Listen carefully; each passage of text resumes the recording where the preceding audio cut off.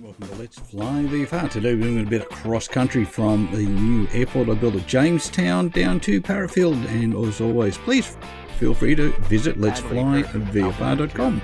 So here we are at the far end of the runway here at Jamestown.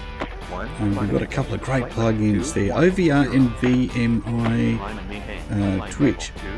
Really good. Both very good for allowing you to tune your sim while in it, not having to go out, adjust and come back in.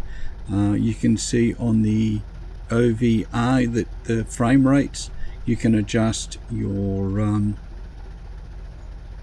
anti-aliasing essentially in there as well while you're in there, and that can really make your displays crisp and right up.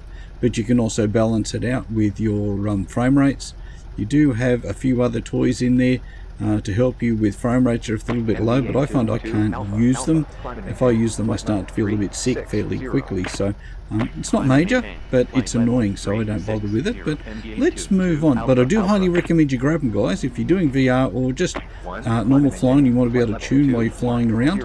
The second one allows you to be able to adjust your scenery, your lighting and a lot of other things, shadows, while you're on the go. So let's get moving. Now we're going to take off, turn left, and we're going to depart overhead, which is a fairly normal way of leaving an airport when you're going in cross country. It gives you a starting point right over the middle as we climb out there, 60 knots, climbing away.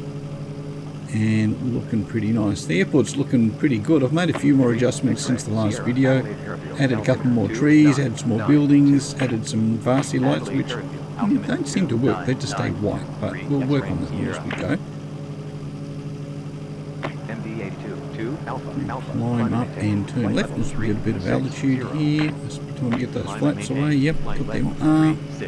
Been doing a few roads and things as well. You can see I haven't added that one, but I've done a few others that go off over the hills and stuff, so still a little bit of adjustment to do there. Really enjoying the web building at the moment. If you haven't done it, please go back and have a look at the web world editor tutorial I made just recently.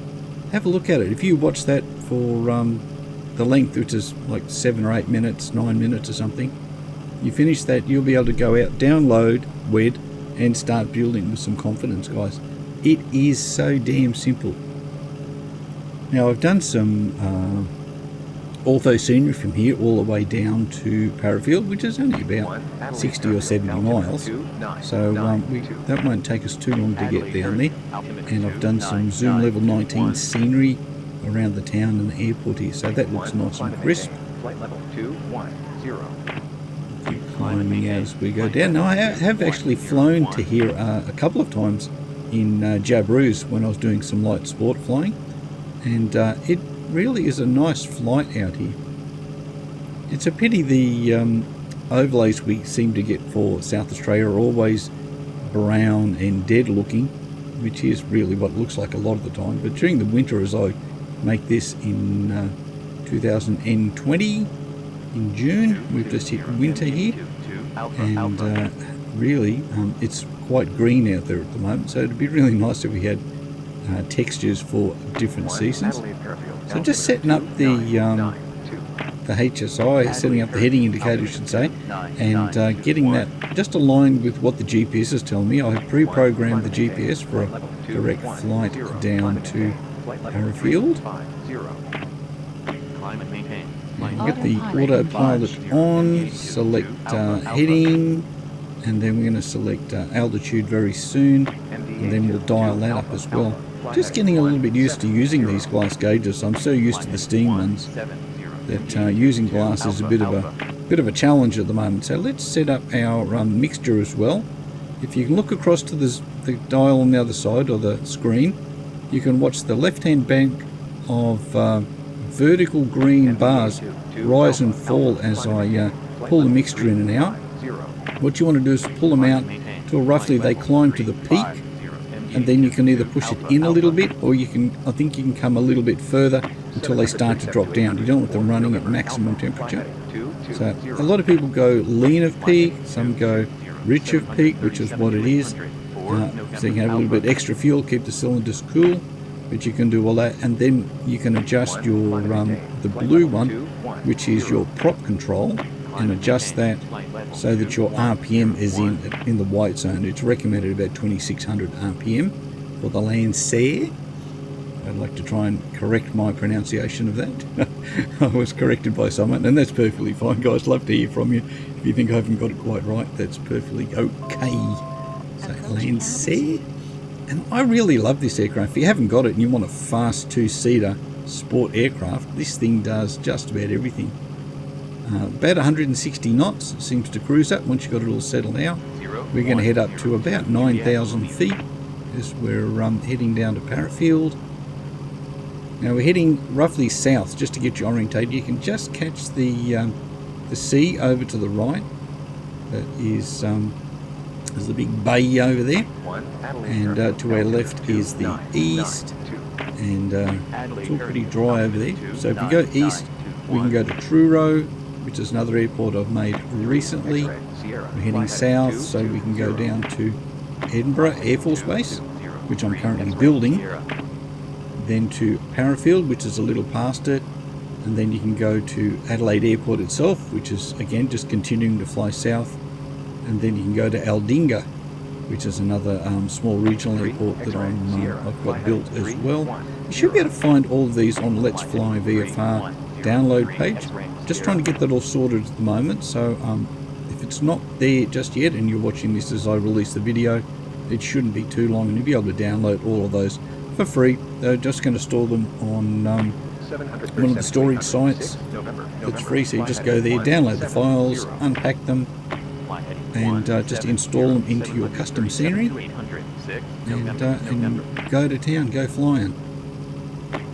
So we've still got a ways to go here. I really love this VR flying. It's you just get enthralled and just get lost in it. So we can check the GPS, see how far we've got to go. I've got to say, using the controllers, I'm still finding a challenge to be able to control the GPS, particularly, and radio. So you can see I'm not doing any radio stuff or anything, and I haven't worried about any of the ATC. I still find it terribly frustrating. But we could fly online, we could choose to do that, but I'm just happy doing this at the moment. I've got quite a lot of South Australia set up so that I can fly around it. So I've got that set at 1.7, guys. Now you can go up to 2.0, and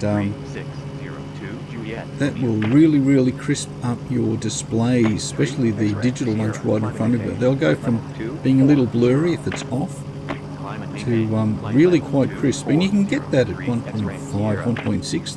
They're pretty good. Now we're just flying over the Clare Valley there, which is a wine area in Adelaide or in South Australia. Basically there's two hills running vertical. The town is in the middle there. It's a bit hard to see, but you can see the dark patch there. That's one side, and there's another airport out to the left, just over that way, just off the tip of the wing. It's pretty small, so I don't know if I've ever actually found it, even in the real world, flying around that area. I've flown near it a couple of times, but never been able to spot it. I don't think it's much more than a little dirt strip. But you probably should go out there one day and have a bit of a look. I'm just having a look down to 1.5 and just checking how fluid it is to look around in VR. I notice that I'm not getting any black edges. You notice in the past where you turn your head, sometimes the black drags because it can't keep up with the refresh rate. This certainly makes it a lot better, and I'm not running any anti-aliasing within X-Plane. I think I've got that off from memory. We're continuing on now. We're not too far from the water here now. Now the General Aviation GA training area is over to my right. We would be inside it as where we are here. I did do a few hours GA flying before I went to light sport, mainly because of the cost of it. About $120 an hour for light sport at the time, against $220, $230 an hour with an instructor. So you're just having a look at the menus here. There's so much you can find here. It's got all your checklists and everything already included, guys, if you want to use those. So you can grab them, have a look through, walk around, engine starting, taxi, takeoff, cruising, landing, I think it's got some emergencies as well as we just flick through them.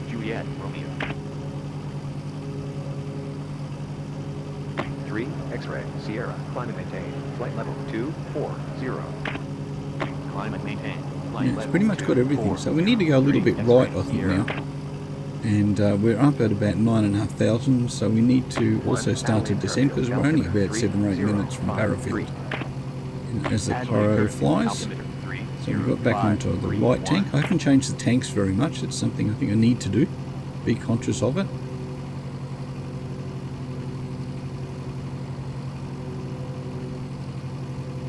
It's a nice clear day. I flew this with real world weather, so it was a fairly clear day. It's been very clear and wintry here. Quite cool. Flight level 2403, X-ray, Sierra. This whole flight took about 50 minutes. We've just cut it down a little bit, tried to trim it, make it a little bit more watchable for you. 053. And if you enjoyed the content from the channel, please feel free to hit that like and subscribe. Share the content around, it would be really fantastic. Help the channel grow a bit would be great. So now we're just going to head over towards the coast, because the entry point to Parafield is actually just to the right of my nose there, just where that point is. We fly from there directly across. Actually supposed to be about 1,500 feet when you get to that point and remain there. I think I'll do slide up to about 2,000, but I'll take crucifixion on that one. First defence. We're a Monty Python fan. So we'll head back down to there. I'm going to start reducing the altitude using the autopilot. And to be honest, it doesn't seem to reduce it fast enough for me, so I'm going to take it off and descend it manually. But just having a bit of a go. I had to try it out first to see what sort of descent it would give me. I'm not sure whether I can adjust the descent rate or whether it's fixed. It does seem to be fixed. So I set an altitude that I want the aircraft to set to descend to. I'm going to put everything full reach and put the prop back into full course. Full fine, sorry. And just manage that throttle as well. You can see the RPM's back in the red again. Just going to reduce the throttle a bit as I put the nose down. Put some of our boost pumps and lights and things back on. Altimeter 30531.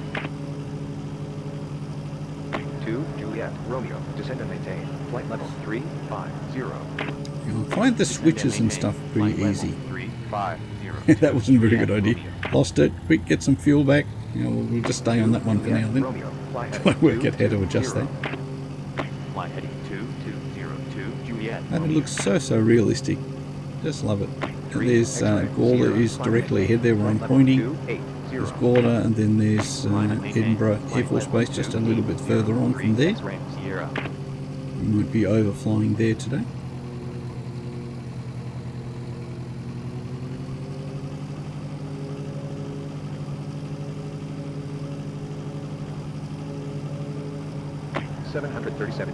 Okay, we've descended.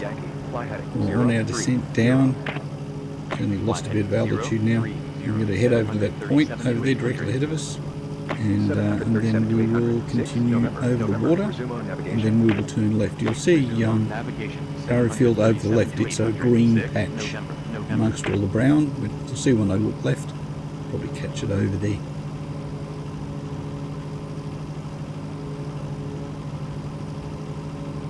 Can't quite see it there at the moment.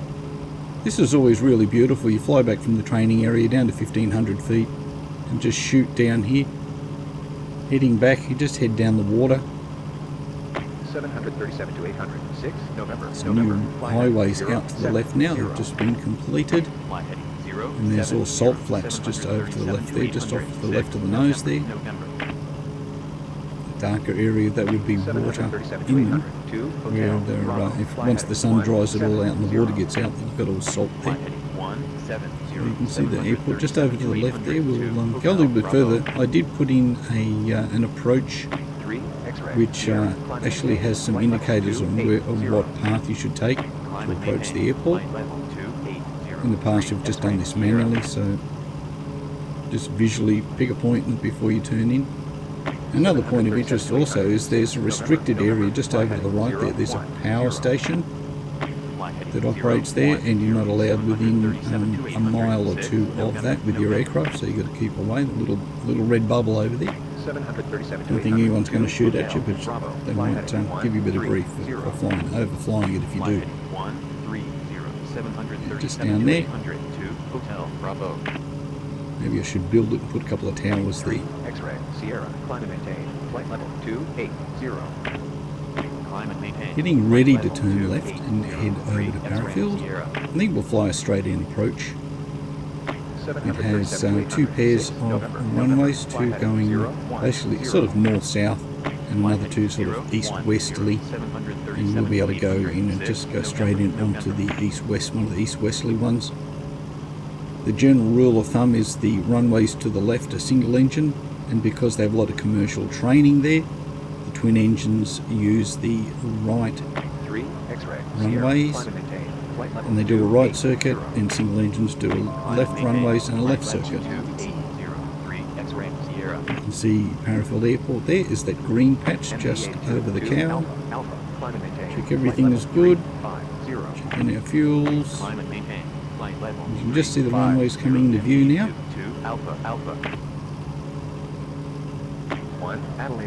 Line up and take the left. There's a centre taxiway. Don't get confused when you come in.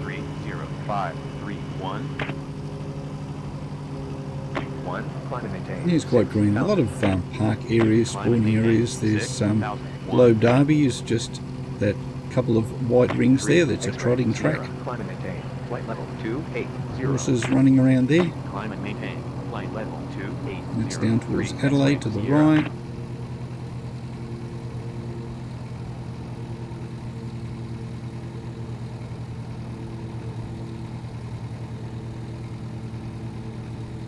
It's the main highway running underneath us. That'll take you into the city.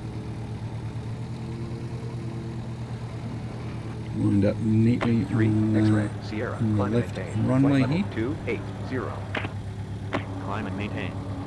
And again, I've got some zoom level 19 around the airport here, so that's looking pretty crisp. This makes it look so nice.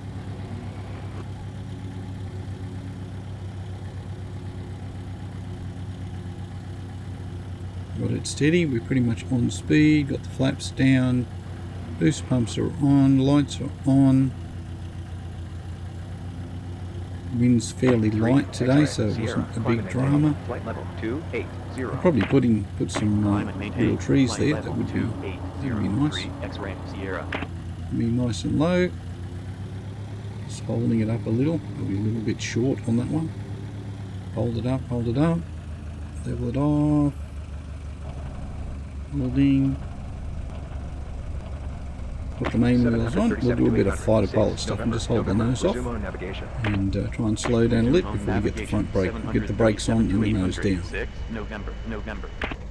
So welcome to Parafield Airport, YPPF in Adelaide, South Australia, guys. This is a really good airport. Not sure who did the work on this. It was very sparse in the past, and I created the whole thing in Overlay Editor.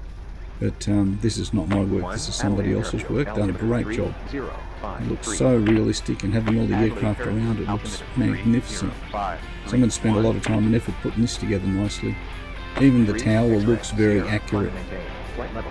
If we taxi around, so there are a whole lot of aviation businesses here. There's helicopters, there's sadly that we did have a museum just up along where the aircraft are parked there, but unfortunately I think that's now folded. Had some fantastic World War II aircraft. I had Mirage 3 fighters, which I worked on here in Adelaide when I was in the Air Force. And we have Hartwick Air, which is that first hangar, and that's their offices on the left there. So if you think I'm going real world GA flying or commercially as a job, they take students from all over the world there.